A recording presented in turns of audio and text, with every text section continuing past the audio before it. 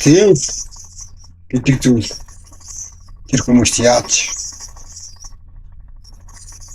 үйлдэл үзүүлдэг, ямар үйлдэл үзүүлдэг зээл. Зээл бол байнга нэмэгдэнэ. Байнгын зээлтэй. Тэр түүний өөр дуусахгүй. Өчигдөр түүний жижиг хүслээр зогсдгүйгээр болохгүй.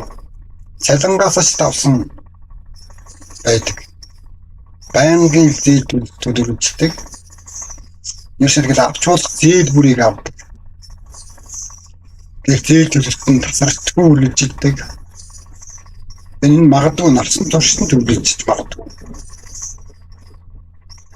Хэрвээ сэтгэл зүргээ өөрчлөхгүй бол сэтгэлгээ өөрчлөхгүй бол магадгүй нарсан туршид төлөвлөж.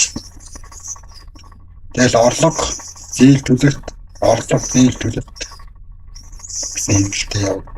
Мэдээж орлого бол одно. Тэгээд зал үгүй болно юм. Зээлийн байнгын зээл нэмэгдэн өөр нэг тийм нэмэгддэг зүйл байдаг. Тэгээд буцаал орлого олдоо буцаал зээл төлөлт ингээд дуусахгүй зээл төлөлт юм. Зогсолтгүй үргэлжлэн. Энэ тэгээд амьдрал